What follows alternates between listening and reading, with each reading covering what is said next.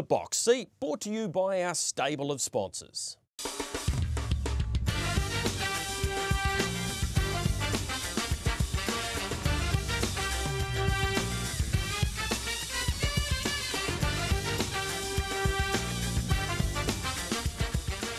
Hi everyone, welcome to this edition of Your Box Seat. Yes, it is brought to you by our stable of sponsors. Michael Guerin off the back of a terrific night Friday night, both at Alexandra Park and Addington. We get it again this week in some awesome racing, including the time-honoured New Zealand Messenger Championship. Well, who would have thought this time last week when we were talking to you at Home Punters, big hi to you on both sides of the Tasman, we'd be about to say the words Group 1 winning driver Crystal Hackett on Mark Shard at the age of 9. One of my favourite wins ever at Alexandra Park, Greg. There could be another one coming this Friday. That's a little special one. I'll save that for you later on. But I was absolutely stoked. A very popular young lady from a popular family, a popular horse. But Greg, for the punters, not a popular result. That was a stunner, and it makes us think, where's this crop at? And what do we make of the Messenger after one of the biggest upset wins in the history of New Zealand racing last Friday? Yeah, that result, plus a whole lot more and a whole lot of preview as well. So what can you look forward to on Your Box Seat? We will review the Taylor Mile from last week. We've got a maiden Group 1 winner now, of course, in Crystal Hackett. Just Believe does it again. The Fremantle Cup, speaking of doing it again, Catch a Wave got that business done after winning the slot race the week before. Addington Preview, Uncut Gems night Friday night. The Country Cup, we had one of those on Sunday. We knew it was going to be a beauty, and it was. And Michael and I will dissect the calendar changes, which only came out earlier in the week. All right, let's get to it. Let's get to Alexandra Park and the Dawson Harford Taylor Mile. What a race it was. Here is the start. In fact, Michael, it was such an outstanding example of how mile racing can be very exciting. We're going to take in the whole race. So here's the start. Republican Party from the inside. Jollymont comes out. Kango comes out. Sooner the Better comes out. Right behind them, of course, is Self Assured. And then you get further back in the field. Sooner the Better slots in there. Push 3 wide for the entire race. Yes, the entire race was Don't Stop Dreaming. And at this point, you were probably thinking like I was, Merlin's in a good spot. I was. I thought a lot of good aggressive drives early. No one did anything particularly wrong. Often to have an exciting race, you need someone to do something stupid. But I thought everybody was pretty good. It was just it was a race which was very tactical, Greg, because everybody was looking at each other at the front of the field and trying to work out who they needed to get in front of and what was best going to put them to advantage. Well, the one person who was looking at all of them was Crystal Hackett, because she was last. And this is a remarkable story because she only got on this horse because Tony Hurley was suspended and Scott Phelan, her boss, co-boss, got off to drive the horse who's in front of her. Sooner the Better. Here, it's not 154 to 1, it's 10,000 to 1, Greg. It's not going to run past these horses, particularly when Merlin is sitting in the trail and doing no work. Don't Stop Dreaming, as you mentioned, absolutely huge. Better Eclipse pulling to the outside. It's even crazy to think Mark Shard ran past Better Eclipse. But Greg, what unfolds here, we'll get to the minutiae of the race later, but what unfolds here is one of my most enjoyable 15 seconds in my time of going to race meetings at Alexandra Park. Mark Shard under the arches is flying home. Mark Shard over the top of the Merlin and Don't Stop Dreaming. Mark Shard, $100 blowouts. Crystal Hackett, Group 1 winner. Second over, it's a photo between Don't Stop Dreaming and Merlin. Enormous performance with Mark Shard getting over the top of them late. Take us through it. He was back half of the field at the 800 metre mark. Was he travelling well at the time? Yeah, he was. We just settled back off the gate and we ended up last of the pack, but he was travelling the whole way, and I just tried to keep him on a helmet as long as I could and cut him loose at the top of the straight, and his legs were going faster than I've ever felt one go before, and he was super in the finish. He's a free-legged pacer, so we don't see many of them go around. He was out wide on the track. You're obviously looking through on the inside. You can see Merlin poke through it. Don't Stop Dreaming was there. Yeah. When did you start to get excited? about the 100-metre mark, I sort of thought I'm going to get a Group 1 placing here, and then he just kept going past them, and I couldn't really believe it, to be fair. I mean, Barry and Scott, they've been a big part of your career going through the grades, and you're still a junior driver. You've probably got another year to go. This is a massive moment for you. Yeah, it is, and I can't thank Barry and Scott and the team of Max Shard's owners enough for putting me on in such a big race. I'm pretty happy to be able to finish the job for them. And you're on a plane tomorrow to Melbourne. You've got some drives on Monday? Yeah, I do. I have 2 at Yarra Valley for Alison and Chris Alford, so I'm looking forward to that. Bit of a change to Auckland, but no, it's very exciting. Got a bit of spending money as well. Yeah, for sure. Scotty, just get an update on Merlin. He got a gap up the inside. He's running the line really nicely. Yeah, look, Zach was happy enough with him, and the leader didn't quite get him to the lane, and but he still ran on pretty good. So no, we're happy with the performance. All good going forward to next week's Messenger. Yeah, no, he'll be there next week. So just hope for a nicer draw. Touch on Crystal's drive tonight on Max Shard. I know you would have been looking back in the field and seeing her swooping down the outside. It's a big, massive moment for her. I mean, her first Group 1, and I know she's been a big part of your stable. Absolutely, no, credit to her, and she got on with the old fella, so and he got the cash tonight. So I couldn't be happy with her, and hopefully it's her shout. Also, just quickly on Senator, the better, no luck for him, but he'll keep for next week. Look, yeah, no luck at all, but I mean, he's probably going to go out for a spell now. So he's done pretty good, and he puts 100% in every week, so he'll go out for a break now, and we'll bring him back for the spring. Zachary Merlin, he probably just didn't quite get to the passing lane as quick as you wanted. Yeah, and that's racing, that's sort of the cards that we were dealt and what we had to deal with. Tell you what, you can't take it away from the old boy Max Shard. That was a super run, and well done to Crystal, first Group 1. That's what we're all in the game for, so excited for her. Still happy with them, is that momentum and the tempo that you lose. I think they got home in 26.8, so I've heard, and to sort of just get held up before that lane and then have to drag them down and then fish for your plugs and try to get them going again. It's not easy, especially against a horse like Don't Stop Dreaming, and obviously Max Shard with the head of steam up. So certainly not disappointed, and onwards and upwards from there. Yeah, the big fella, he's still fresh after a hard run mile. He's gone enormous tonight. Yeah, he has. It was a great run. It was a bloody tough effort, and he fought like a tiger right to the end. So yeah, couldn't be more proud of him. I know you've always said he's not a miler, but he's stuck in really well tonight. That's a great sign going forward to the big one next week. Yeah, absolutely. Just going to need another good draw and be handy to the pace, and he'll make his presence felt again. Just on Jolly, might he pull up okay again? He's transitioning into this open grade. Yeah, a little disappointed maybe. Yeah, I'll just run a blood on him. I thought he probably should have stuck on a little bit better. So yeah, hopefully we'll find something amiss with him there. I'll let you go because he's going to take you a fair way. Yeah, no worries. Cheers, mate. Win 19 in his career, and he's gone past $750,000, Max Shard. I know I've brought it up, or Mark Shard, Michael, a few times, that in 2017 he won the Young Guns final.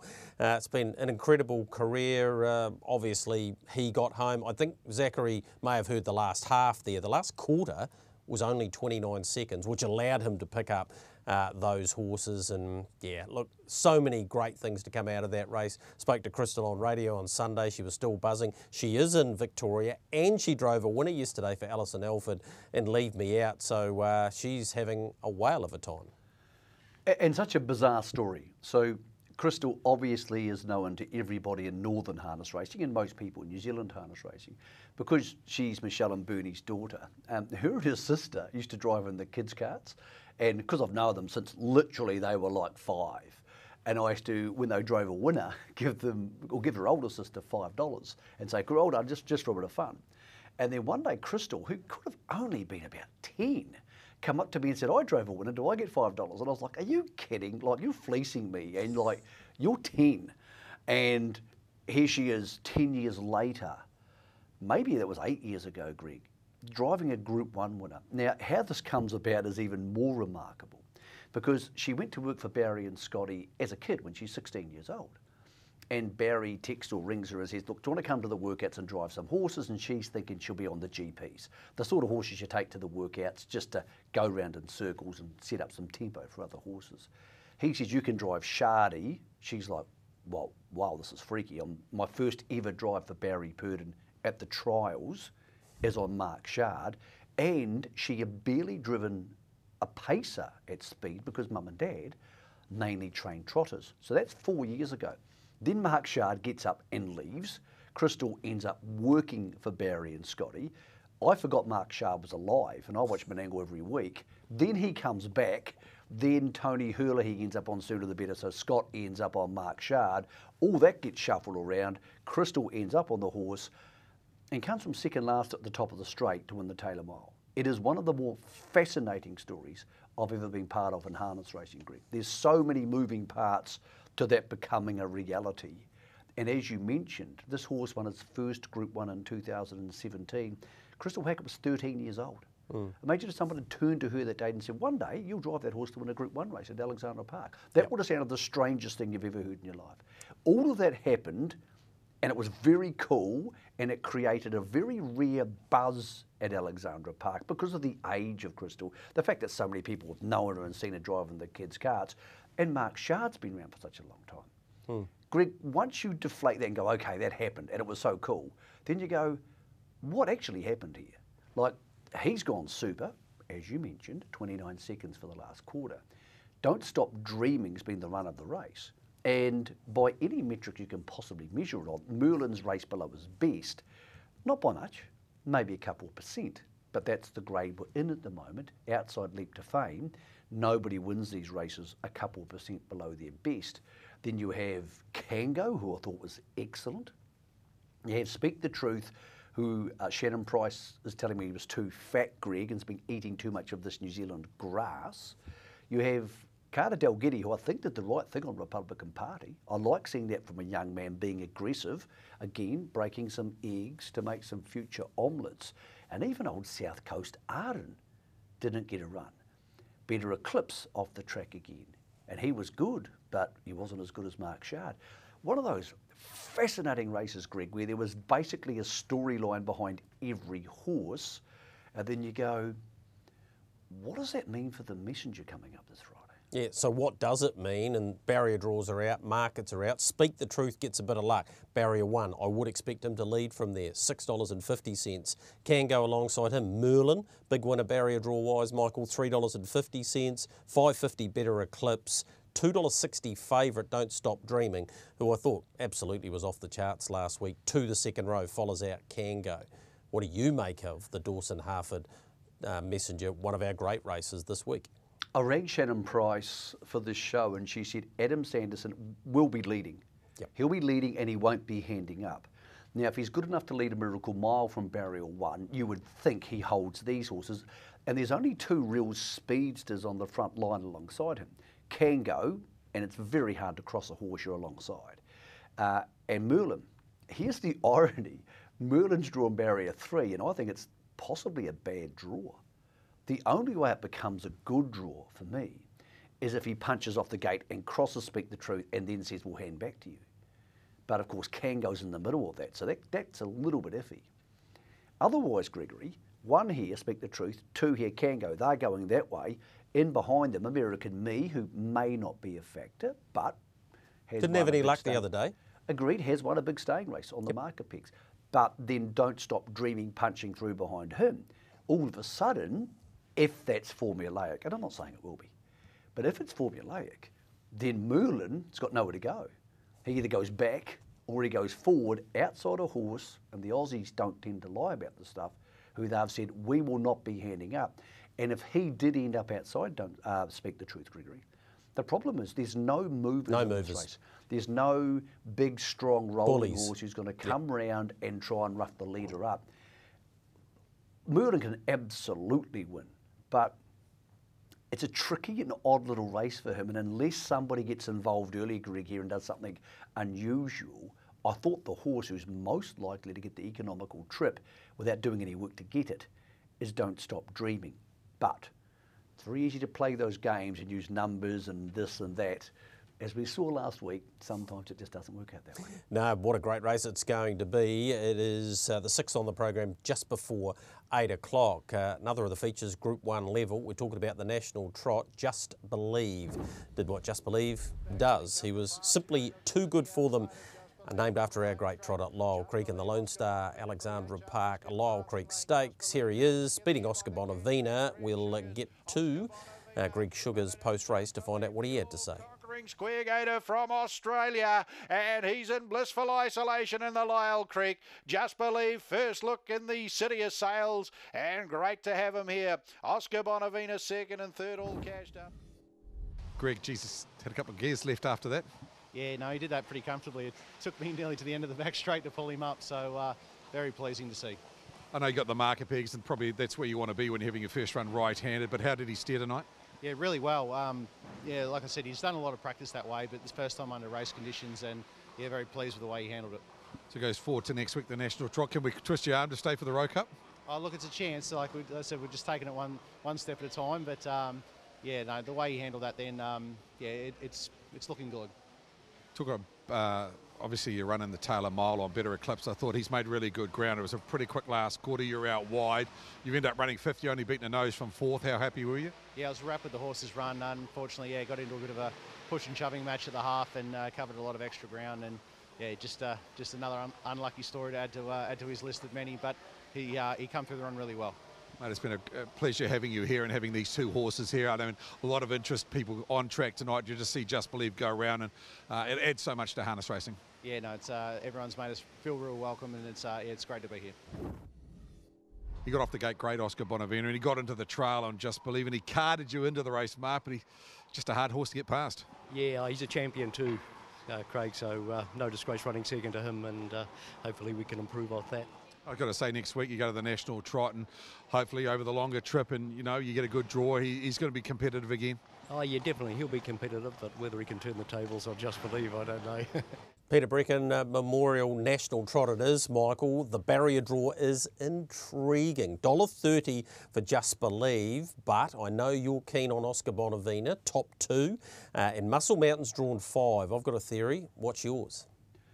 Yeah, well, I spoke to Greg Hope, so mine's not a theory, it's just passing on the comments of Greg Hope. He said, we will lead with Muscle Mountain and we will not be handing up and we will run them.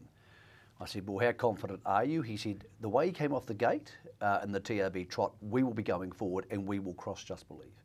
Now, he'll cross Oscar Bonavena. They will be keen to hand up. Mark Purdon telling us last week he will improve after missing some work. But there's a very real situation here, scenario, that Muscle Mountain crosses Just Believe and Oscar Bonavena's in the trail and then Just Believe's got nowhere to go. Now, they'll be in single file if that happens. That's still a hard place to win from, Greg, because you're coming from behind both your key rivals. Now, there's absolutely no doubts Just Believe is the best performed and going the best of these trotters. There's no doubts about that. But on his best day, which don't happen as often as Just Believe's best days happen, Muscle Mountain probably has comparable ability.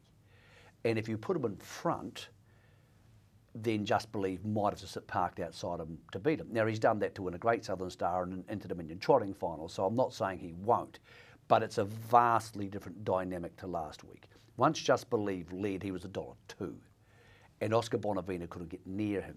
If you put Muscle Mountain in front and Just Believe coming round them and Oscar Bonavena in the trail, the gap just has to close. So if somebody put a gun to your head and said, who's going to win this race if you get it wrong, bad luck, well, you go Just Believe. But at $1.30, Greg, for me, he's too short now because 1.5 very good horses. Oscar Bonavena's not going to get in his way, but he could be trying to run past him late. And Muscle Mountain absolutely is going to try and get in his way.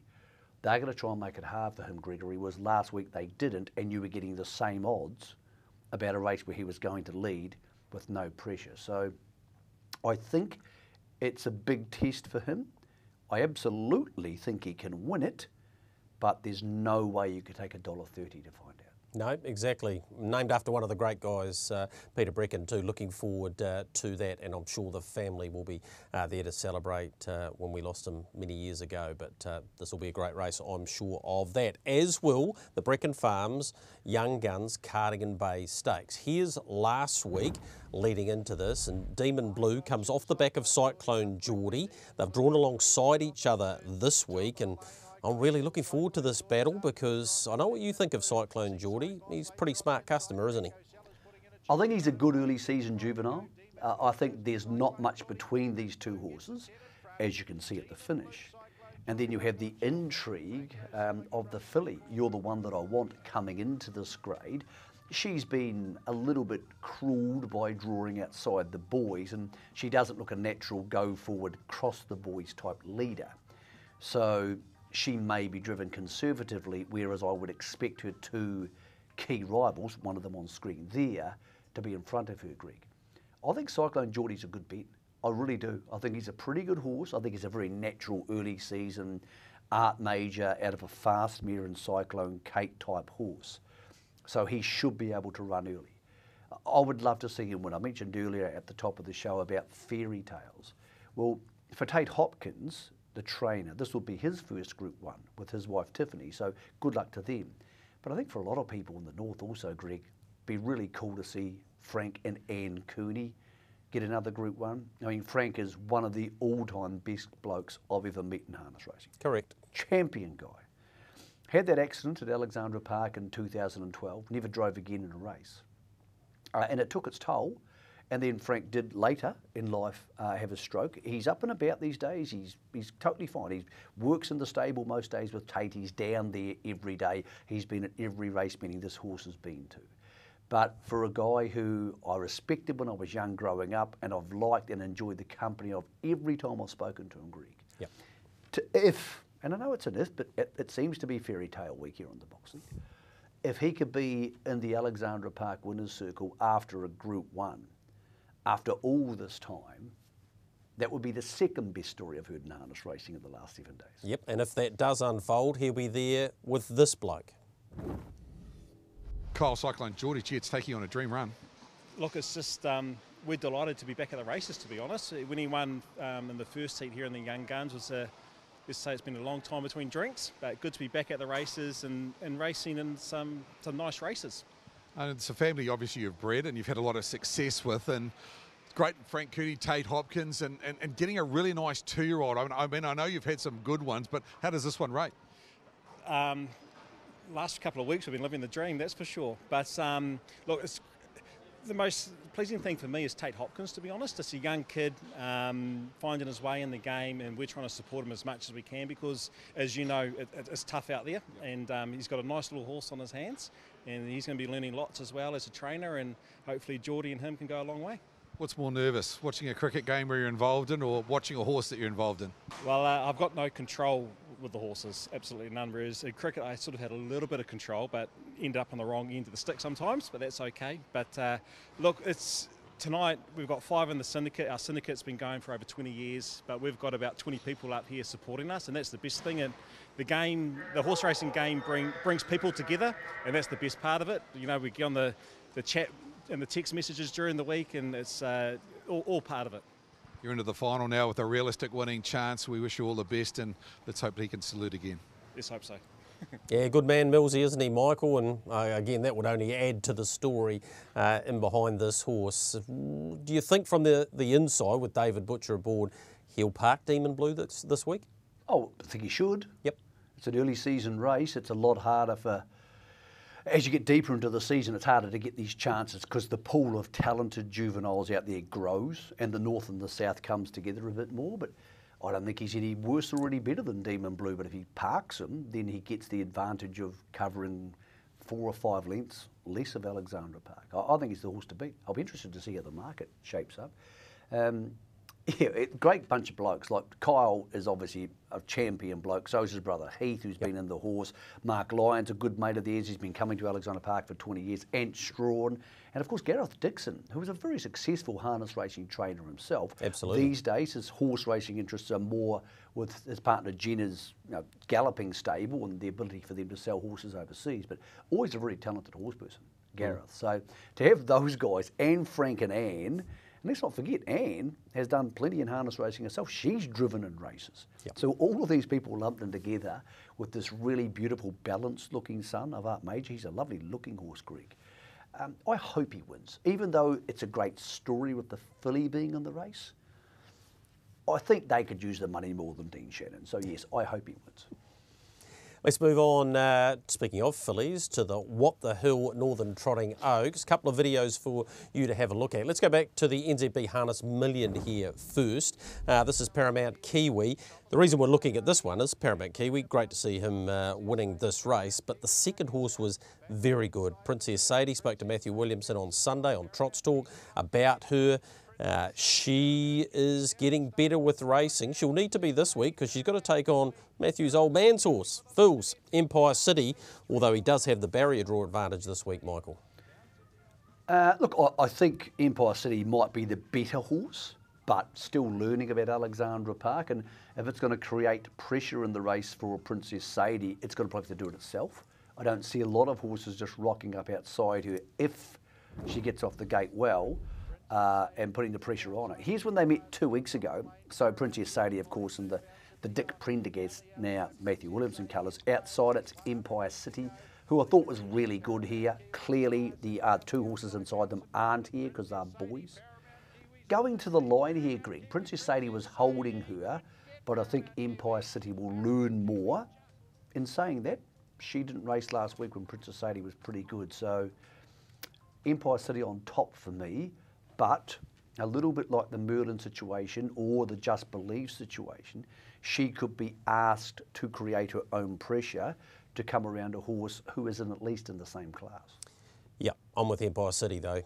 I think she's next level. I think we're going to find that out on Friday night. She'll need to be, but I think she will be. The Moonstone's in there, Love Me Again's in there, Dragonstone in a single moment. It's a good race, but Empire City can go with the boys, I'm sure of that, and therefore I think she'll be winning that. As we go to our next, we want to have a look at High Power. This was a good debut, Michael. Did everything right in the famous Purdon Phelan colours this day, and this was a Young Guns heat where manners were to the fore, and High Power was certainly that. He was good, and you watch this video and you go, this is the horse to beat this week. I think the best horse in this race is the horse who ran second, who actually ultimately got disqualified, meant to be. Now, I'm not saying it's going to be the best horse in 5 years. I don't know. They're babies and they'll mature at their own rates and develop into what they're going to be. But it was awesome after galloping early. It was the run of the race. If it trots, and it's gone to the unruly, if it trots all the way, I reckon it'll win. Now, I don't know all of them that well. I've seen their trials, and I'm not sure what rate they're improving at, Greg, because they are baby trotters. But this could be a chance for the punters, because that horse might start favourite who won, and it might trot to the lead and win again. But I think the stablemate's at least as good. One thing I said on the show a couple of months ago, and I actually had someone at Alexandra Park give me the finger wave, which, trust me, You've never had that before, Michael? I'm completely the wrong person to try that with. But I said that I don't reckon in the last 25 years I've seen Barry, now Scotty, training any better. Now, Barry has trained better before. Like he's had magical times, but he's also, you know, he's now in a situation where he's training 2-year-old trotters to win harness millions and all types of races over the last 2 years. Merlin's been magnificent. Mark Shard's come back from Australia. Done the unbelievable. A totally forgotten horse. Yep. Hopple's off now, winning those races. Sooner the Better is performing for what he is. Cold Chisel. He's now won 3, correction, they have won 3, my apologies to Scotty. They've won 3 in a row, Young Guns finals. Barry's actually won 6 of the last 12. Yep. Or aiming for that this week. 3 derbies in a row. Exactly, and they've got the filly in this week. And they're dominating the fillies ranks and the 2-year-olds as well. And then you've got a Duchess Megxit, who came out and won on Grand Prix Day. I don't say this lightly because Barry is absolute Hall of Fame and one of the greats, but their team at the moment is as powerful as it's been since the mid-90s when Barry and Mark went their separate ways. Yep. Because at the moment, they barely take a horse to the races where you don't go, well, that's got a chance. Yep. And some of them, they knock around. You go around the lower grades, you give them their chance because you need horses for the juniors to drive, or you think they might get better, or you've got loyal owners.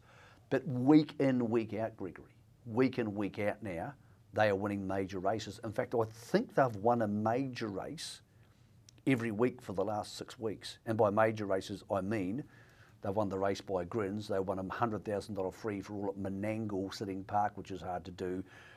They're winning races with horses like Duchess Megxit, and they're winning races with 2-year-old trotters. That's a body of work I would suggest in my time in harness racing. Only Mark has been able to. He's only been matched by his brother. Only his brother has matched that body of work for 2-year-old trotters to 9-year-old pacers winning Group 1s. And I probably thought 10 years ago Barry might have been getting a bit jack of it all. I thought he might have been thinking, oh, well. I think Scotty's reinvigorated him, hasn't he? Look, I agree. And Barry's gone back to the sales with people like Dean Shannon, but with other people, and been really aggressive. And he's bought really well. Well, he bought, what did he buy? A couple of $200,000 ones this year as well. Yep. He- Within about 10 minutes, I think, from memory. He's absolutely going through a renaissance. Very few people in life go through at his age. And yes, Scotty's a huge part of that. They've got some really good staff there. They must have. And they pick good drivers on too. But it's a wonderful story, the way he's come back. He never lost his ability, but 10 years ago, Mark absolutely ruled the roost here, Greg. And at the moment, you can make a very good case their stable's the best stable in New Zealand. I'm not saying it's got the biggest numbers, because that's Stonewall and, of course, Diamond Racing. But you can make a very good case, horse for horse, pound for pound, they've actually got the best stable in New Zealand. Yep. And they had this historic for us. We'd like to do this around our big races. Here's Sky Major winning the 2015 Messenger Championship. Ahoka Punter in front, Tiger Tara getting through on the inside. The horse that won 3 harness jewels took this Messenger out in brilliant style. Sky Major, I think, gets it a nose. Sky Major, Tiger Tara, very tight finish, but I reckon Sky Major's got it.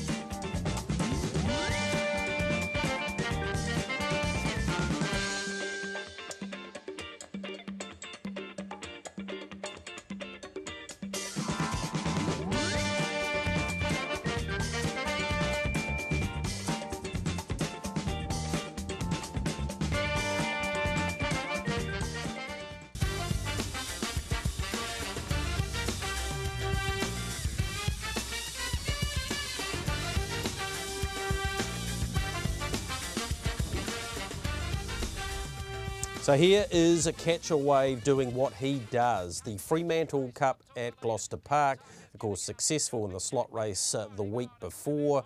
Gee, had to be good here, Michael, although sectionally they only got home in 57.7 and 29.1, but he gets close. Well, actually, in Kiwi dollars, he gets over $2 million. Catcher Wave goes back to back. He's a lovely, old and enigmatic type of a horse. I know he's not old, but he feels like he's been around for a bloody long time. He's been in an awful lot of big barneys. We said this on the show last week. There's no reason he couldn't win this race with the new tactics, which are sprint races, we send him, staying races, we just let him drop out and just do what we can. And that's how he's racing best in the Victoria Cup, the week before in the Nullarbor, and in this race. So it's taken Kate and Andy a retooling of their attitude to this horse. The format of these races won't be anything significant to the Eastern Seaboard, but it's a bloody hard place to go, Gloucester Park. Really hard. It's so microclimatic for the horses, and the racing's so different to what they do anywhere else in Australasia. To go there and win it is huge, and they've found the key, Greg. But just as a performance, don't get too carried away with it, because these aren't very good horses. And you can have that conversation with everybody for 100 years about Perth horses. They produce one good one every 5 years, and they're really good, like On the Mighty Quinn. They're even champions. But the run-of-the-mill horses there, Greg, are just old knockabout horses from New Zealand. And that doesn't mean, there's nothing bad with that. It's a wonderful Just how it is. Product for what it is. But the good Eastern Seaboard horses like a Better Zippet should beat these horses if they can acclimatise, and if you have a driver like Kate who can do the right thing. So no pot on Catcher Wave, because he could come back and win a Hunter Cup. Absolutely he can come back and win a serious race, and to be honest, maybe he should have been at the race by Grins, but that no one wanted to invite them. But yeah, the WA week. We'll just leave that there. Well, it's one of those things, Greg. The reason why I'm happy to tell people about it is because when they get invited to races like the Miracle Mile, the Eureka, and people want to back them, they're just burning money. They might as well take it outside and burn it. Yeah. And that's dumb. Yes, it is, Michael. It is. What isn't dumb is, with Garrard's, it is the $200,000 Queen Elizabeth Stakes, and it looks like an X-Back Kiwi race. Ladies in Red's got barrier 2, so obviously she has an advantage there, although Oliver Bubbles is drawn to her inside. Soho Historia's on the ballot. Braveview Kelly, who's been a previous winner. Then you've got Rakiro Rebel, Manhattan, Artie's Express, who we showed a couple of weeks ago on the show. What did you make of this year's QE2? brutally hard for Artie's Express. Look, Ladies in Red is a champion mare and a superstar. So, yeah, she should probably work her way to the lead. She doesn't have natural gate speed, but you would think if an Oliver Bubbles was able to lead from barrier 1, and I'm not saying it will, but if it could, you would think they would want to hand up. Because who wants to have it challenging you and then Artie's Express? But if she leads at some stage, she should win because she's so good and so talented, and barrier 2 is inch perfect for her because she can't get trapped away, but she won't need to work too hard to get handy. Artie's Express was enormous in 148.9. I spoke to Jack Trainer, who trains 3 in the race, her and Manhattan. After the barrier draw, he said, we're really in trouble. We just hope there's more tempo created in the race by other horses. He did suggest Manhattan, maybe one of those who goes forward. But the problem with this, Greg, is it's a little bit like backing against Just Believe this week. If you're backing against a horse who knows the best horse in the race, you're hoping something happens to it to get it beaten. And even if you're right, you've still got to try and find the horse to back it, to win the race. Yep. So it's an interesting race for Ladies in Red. She's got an enormous reputation and has been incredibly good for a long time. But she's probably on the back end of her career. And if she keeps winning 2 or 3 of these races, people will say, hey, everybody was right. She's an absolute bona fide superstar, and maybe she does sit alongside the Adormies. Maybe. She doesn't yet. But if she gets beaten in a couple of these, things start to change. So I think she'll win, but she's yet to win at Menangle. So let's not get totally carried away with the short price for her. The horse who will be winning, I would suggest. Very Pretty? Is her stablemate. She's in the Oaks, Very Pretty. Went to Menangle last week, so clearly she's been outstanding in Victoria, just bolting it. And she's beaten Luxa Turner, who's the key rival here. She went to Menangle last week and just smashed them. She smashed them by more the start before, when she won by 53 metres. But she brained them, and she's drawn to come into barrier 5, whereas Luxa Turner, who's been very busy, by the way, went to Bathurst, went to Young for the Oaks, went to the Nutrien final, Victoria, came back and was good last week. She's drawn outside her, so I don't see her getting across. Brad Hewitt's got a really nice horse in the race called Millwood Bliss from barrier 2, who's a good filly, won at the big Goulburn Carnivore Cups meeting on Sunday. But Very Pretty's got a little bit of that X factor, Greg, where when the Emma Stewart, Clayton Tonkin horses are in that zone, they'll often go almost unbeatable for 2, 3, 4 months. Yep. When they start getting beaten, often the wheels fall off. But when they go through those patches, they're unbeatable. They're close enough to it, Gregory. Yep. And we've seen that with plenty of good fillies. And on a very small body of work, she's only had 7 or 8 starts, this horse. She looks as good as any of the 3-year-old fillies I've had, maybe outside of Ladies in Red, and maybe Luxa Turners and Millwood Bliss just aren't in the same class. And Queen Elida gets a chance in the MacArthur Mile to defend that title. So pretty good night there on Saturday night. As it is at Addington on Friday night, Uncut Gems night. Let's preview some of these races for you. Here's Bet and Win doing the job from the trail. We've seen this on the show before, Michael, but his acceleration here to pick up race rival in Mighty Logan, who will be right in this again. Galway Girl, who's in behind Bet and Win, finishes 3rd. It's also in this week. So it's going to be a really interesting contest, and Eurostyle, who was 2nd last week, has to start off 20 metres, giving Bet and Win a start. I don't know that she'll be able to do that.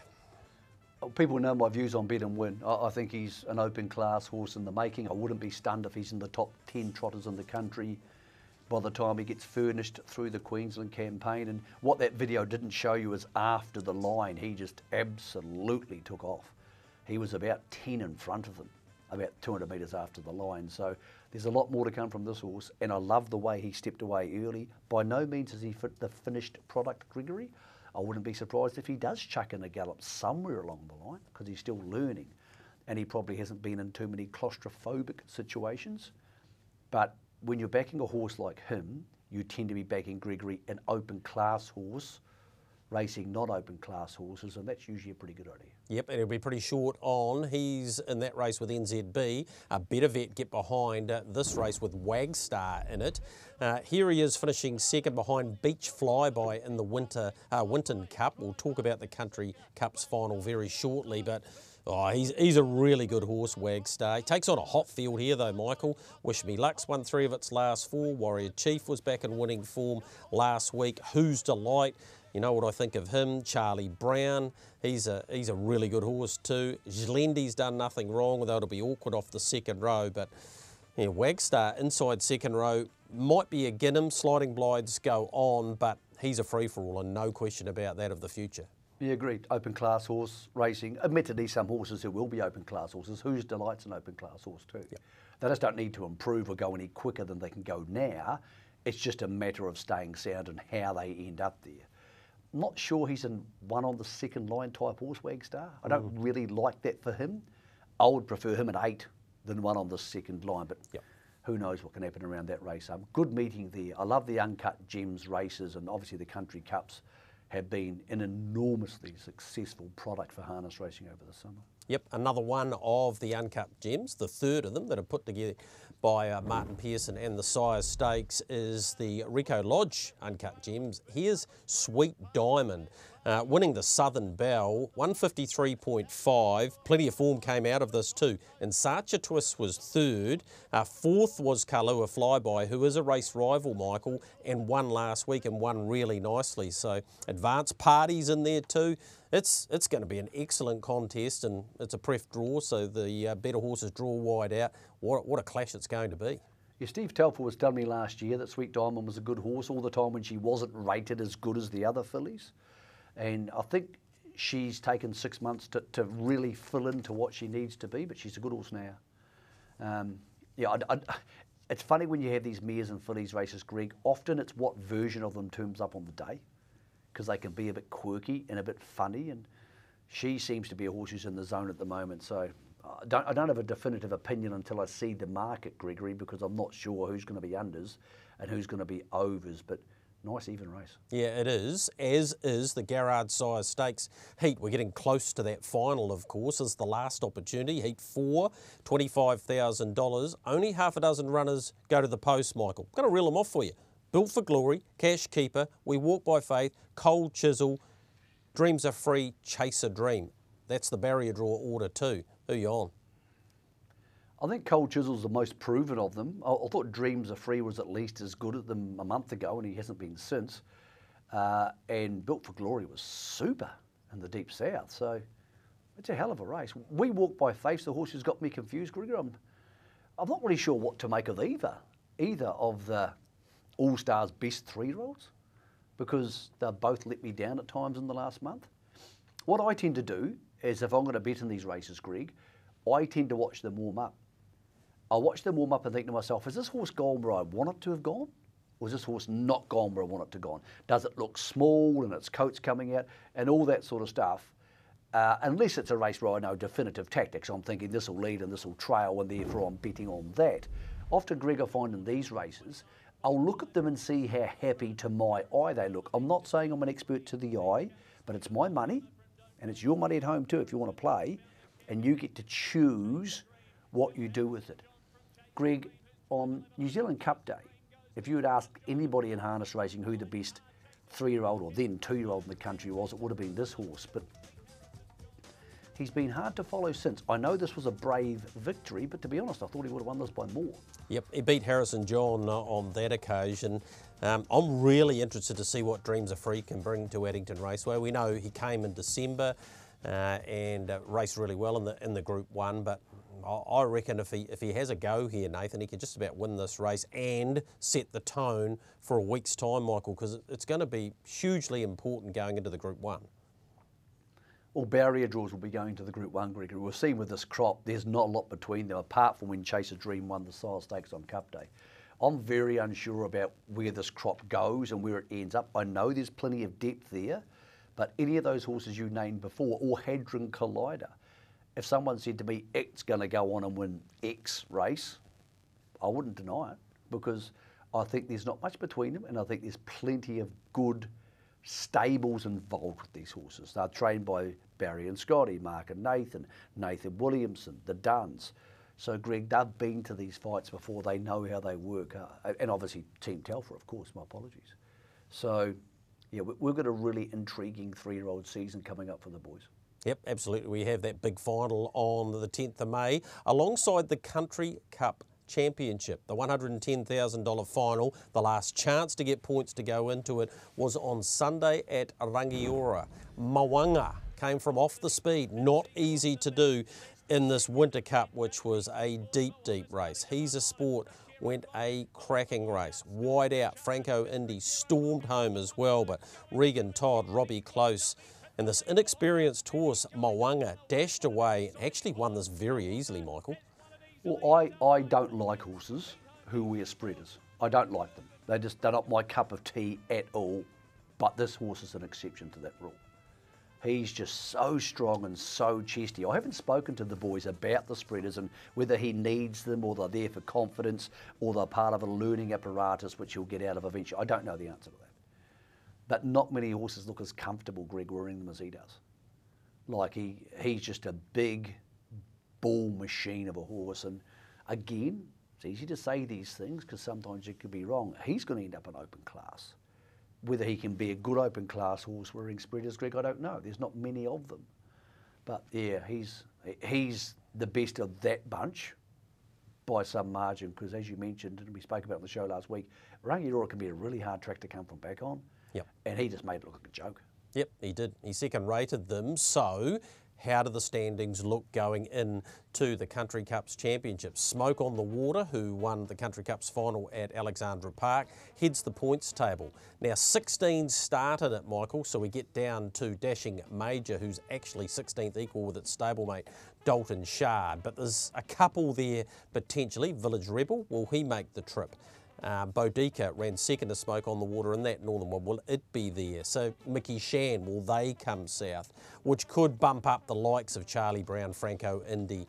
Pinseeker, he's had enough. Johnny Cox, pretty sure, has put him aside, so he's done a great job going through the grades. But he's only likely tried, I think it was only his 8th start there on Sunday. But when you look at that field, Michael, Beach Flyby's won 3 Country Cups. We know Homebush Lad's the Country Cups king, although he's getting a little bit longer in the tooth now. Double Time's been punching around in all of these. He's a Sport was great on Sunday. It's going to be one epic final, isn't it?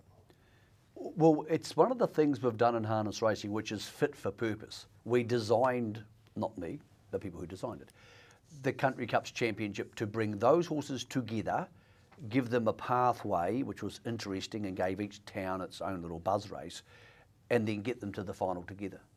And it's worked really well. And it's really interesting and it's a lot of fun, and the final last year was a great race. So it's something which I wouldn't change anything about, Gregory. I think it's great.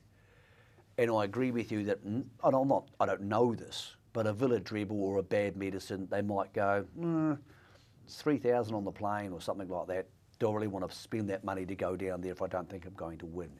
So I think a few of those horses who are outside the 16 now might get in.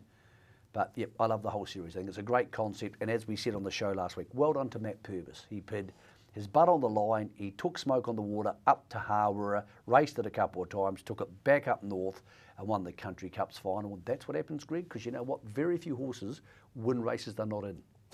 Yeah, very good point, Michael. In fact, I can't think of one. Very good. Last week, of course, Sunny Sister won off 30 metres. Brilliant performance, 40 metres, sorry, beating Eurostyle, who was off 30 metres. That was a terrific contest and well done. Of course, the Heather Williams Memorial with Haraz de Trotteurs is coming up next week on the 10th at Addington. It's going to be a premier night to remember. Short break for us. On the other side, we'll wrap things up, plus Michael and I will have a look at the set of dates which were just released for the new season.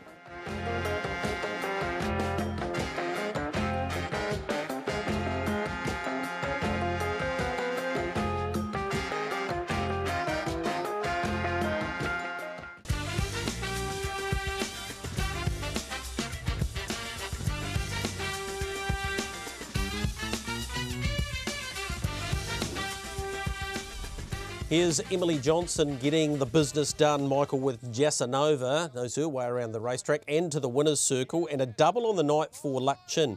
Barsukov winning too. But congratulations to Emily. Pretty special moment for her. Yep, back on the home track, drove 65 winners in WA. It's a great place to learn to drive WA because they're so aggressive. And yeah, she's getting good support from Sean McCaffrey, who's her boss, and Luck, of course. They work together on Luck's property. So good on you, Emily. Welcome home.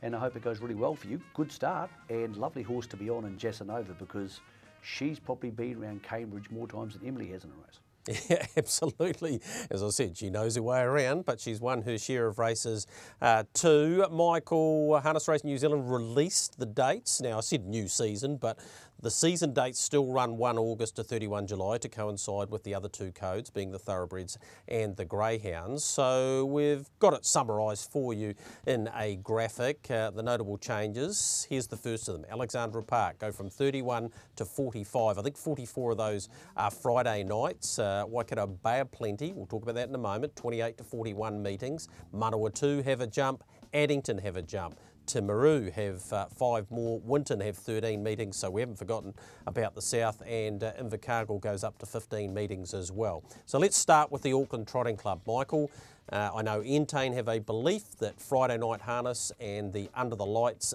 banner, which will have Addington and Auckland going together, is the way to go forward. That does adversely affect the Waikato Bay of Plenty Club though, as many of those meetings outside of the two big ones, the lead up to the Race by Grins and obviously Grins Night and January, are run earlier in the week. Well, the most important thing is, Greg, this isn't going to change. So there's no point anybody looking at this and going, I'm really angry, I'm not happy about this, because it ain't going to change. This is done. When you speak to Dean Shannon, who's the boss of Entain Australia, his favourite word to discuss these things is growth. Growth, growth, growth. You've got to grow. Because if you don't grow, there's not more money, and all these big stake increases everybody's been getting disappear. That's even more important for harness racing because the whole pool has to grow, because eventually, when the codes sit down for their big powwow, there's a good chance harness is going to get less of the turnover. So it needs to grow the turnover to keep the same amount of money. Alexandra Park on a Friday night is a problem for two reasons. It's been in a funk since COVID, Alexandra Park. It needs to retool itself. It needs to improve its customer experience. I know, I go there, and on the whole, it's not good enough. So they need to get that right. But that's not Entain's problem. With the horse population in the north, I don't know where the horses are going to come from for the Friday nights. I believe they're right.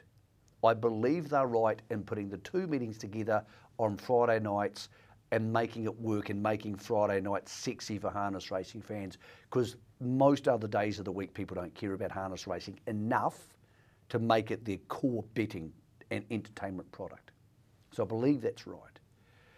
But what do Waikato do now? Well, they can maybe try and retool their business market to make twilights Tuesday afternoons come to the clubhouse and have a beer and laugh, and then they can try and do different things on a Friday night. It's not their fault, but in saying that, their average Friday night meeting, I'm not sure how they were going either, Greg.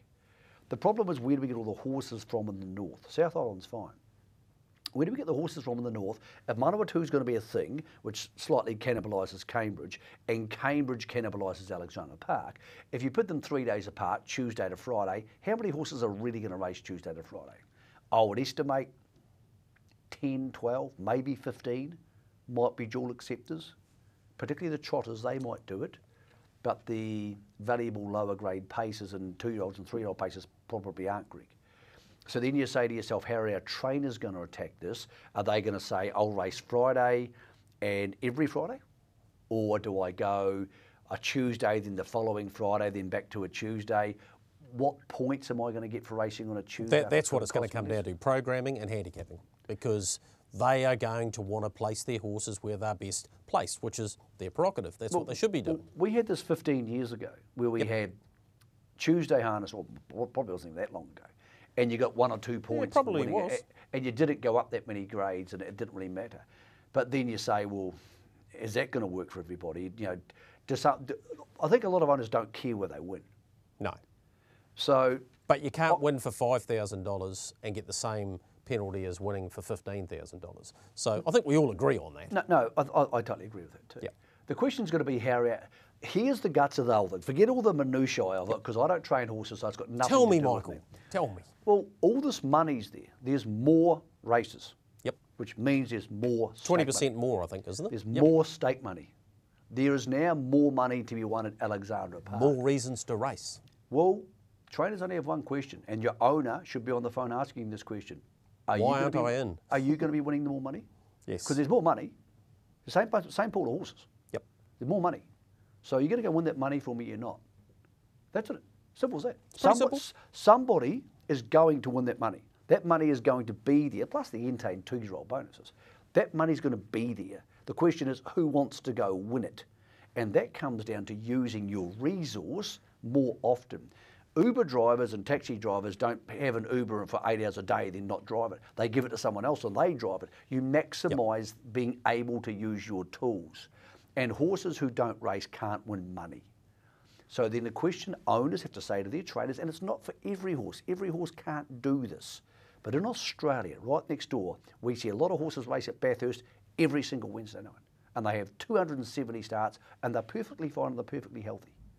So we need to say to ourselves, or people out there do for their business model, it's not my money, it's yours. Who's going to go win it, Gregory? Because the money's there, so who's going to go win it? Yep, very well put, Michael. The new TAB app's out, just briefly, Michael. I've only had a quick look at it. Looks okay to me. Very good, very functional. Had a play on it this afternoon. I've played on a lot of betting apps all over the world. There's no obvious, what have they done here? It works really well. It's very functional for Kiwis. It's not greatly different to what you've got. Here's my advice, punters. Get on it tonight or the next night before we start rolling into Thursday and Friday harness and getting really busy, and have a little play. Put your $5 and have a play, see with all the stuff it works, bundle bets and split bets and all this sort of stuff, and learn from it. Because don't be worried, don't be complaining on Friday if you get on board and go, what's happened here? Yep. It's up to you, no different to any other tool you would ever use in your life. It'll take a bit of time, get used to it. Yep. Actually, Gregor, it shouldn't take that much. It's actually really functional. No, you've got to take really the time is easy. what I meant, Michael. Yep. But people muck around for an hour and have 5 baby bets in an hour for $1 a bet.